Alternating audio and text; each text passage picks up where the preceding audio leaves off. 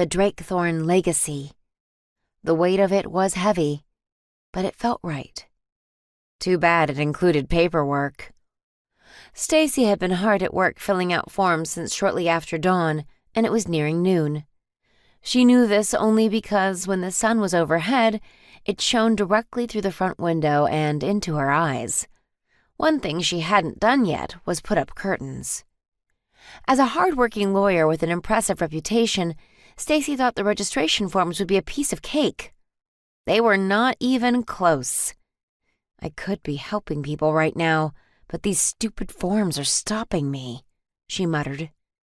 A nearby sprite balancing on the end of a pen sticking out of a cup paused, eyeing the forms in disgust. You think it's stupid too, huh? Stacy asked. The sprite lifted its wings and fluttered away. Stacy wished she could do the same. Ever since resigning from her firm in the city and moving to the countryside, Stacy had been determined to use her legal skills and knowledge to establish a practice of her own. Drakethorn Legal, she would call it, if she ever got through the paperwork. It felt good to be using her full last name again. What would those in the courtroom think when former attorney Stacy Drake strolled in one day, calling herself by a new last name? Those who'd heard the rumors of a wealthy, resourceful man named Constantine Drakethorn would wonder if there was a connection.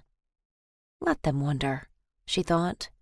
Being able to help others and make a difference while living in Thorn Cottage, which her mother once inhabited, seemed ideal. Stacy was still wading through the muck of paperwork when her phone rang. Yes, Rowan?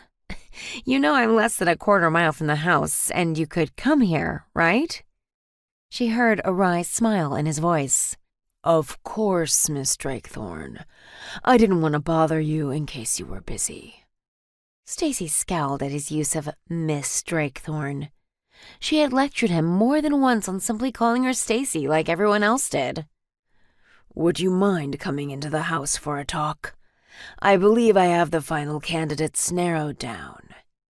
Though Rowan didn't say it, Stacy knew he didn't like conducting meetings in the shed. She was more than happy to leave her paperwork behind.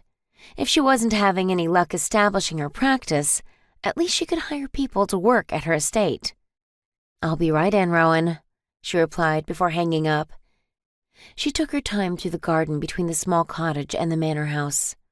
She passed abundant rose bushes and apple trees, then circled a large stone fountain around which many water sprites flitted and danced.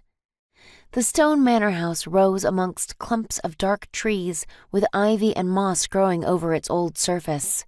Several windows were open to the warm air. Stacy pulled in a deep breath. Sometimes it felt good to simply be.